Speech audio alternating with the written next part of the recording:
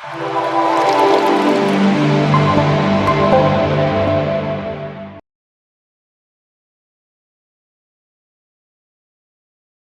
విశ్వావసునామ సంవత్సరంలో వృషభ రాశి వారి యొక్క ఆదాయ వ్యయాలు ఎలా ఉండబోతున్నాయి ఈ వీడియోలో సవివరంగా సంపూర్ణంగా తెలుసుకుందాం.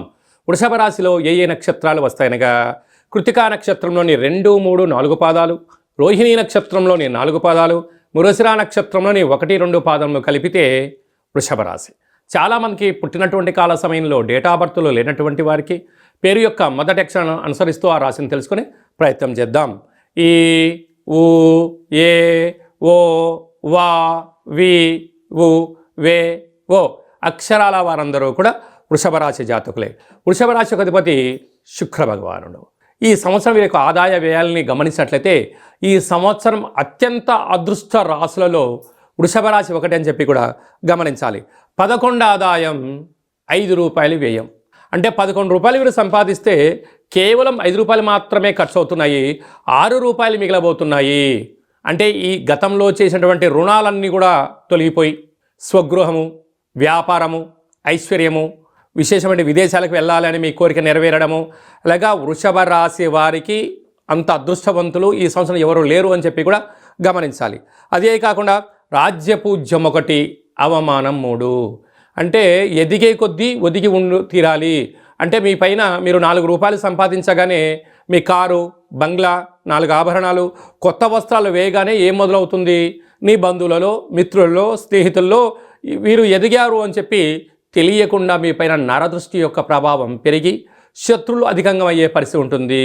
కనుక వీలైనంత వరకు మీరు సంపాదించినటువంటి దాన్ని స్థిరచరాస్తులుగా మార్చగలిగితే రాబోయే కాలంలో బంగారం లాంటి మీ ఉజ్వల భవిష్యత్తు రోజులు ఉంటాయని చెప్పి గమనించాలి.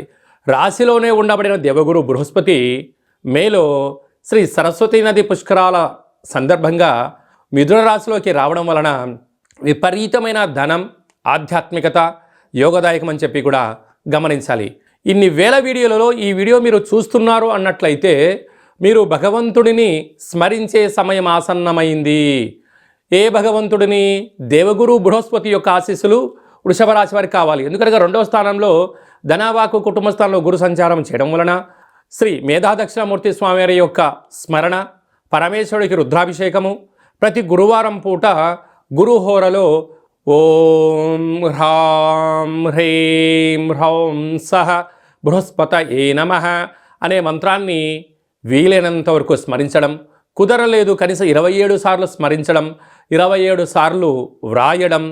ఈ యొక్క బృహస్పతి యొక్క తులాభార మహోత్సవంలో, అక్షర తులాభార మహోత్సవంలో పాల్గొనడం వలన వృషభ రాశి వారికి మంచి కాలం ఆసన్నమైంది. ఈ వీడియో మీరు చూడడమే భగవంతుడి యొక్క ఆశీస్సులు, దేవగురు బృహస్పతి ఆశీస్సులు ఉంటేనే మీరు ఈ వీడియో చూస్తారు. ఎందుకనగా భగవంతుడు ఎదురు చూస్తున్నారు మీ నామస్మరణ కోసం, మిమ్మల్ని ఆశీర్వదించడానికి తను సిద్ధమై ఉన్నాడు. కనుక స్మరణ వలన వృషభ రాశి వారు యోగం పొందబోతున్నారని చెప్పి గమనించాలి. అదే కాకుండా ఈ వృషభ రాశి వారికి ఏకాదశంలో శని భగవానుడు ఉండడం, పట్టిందల్లా బంగారం అవడం, నీటి వ్యాపారస్తులు, హోటల్ వ్యాపారస్తులు, వస్త్ర వ్యాపారస్తులు, బంగారు స్వర్ణకారిత వ్యాపారస్తులు, సాఫ్ట్వేర్, హార్డ్వేర్ ఉద్యోగస్తులు, మిలిటరీ, బార్డర్, నేవీ, ఎయిర్ ఫోర్స్లో పనిచేసేటువంటి వారందరూ కూడా అంటే క్లాస్ ప్రపంచాన్ని, రెడ్ కార్పొరేట్ ప్రపంచాన్ని నడిపించే వారుగా, అపార బిజినెస్ వ్యాపారవేత్తలుగా, విదేశాలను శాసింపజేసే ఉన్నతమైనటువంటి గుణము కలిగినటువంటి, జ్ఞానం కలిగినటువంటి ధనమూలం ఇదం జగత్ అన్నట్టుగా ఈ వృషభ రాశి వారు శాసించబోతున్నారు అని చెప్పడంలో ఏమాత్రం సందేహమే లేదు.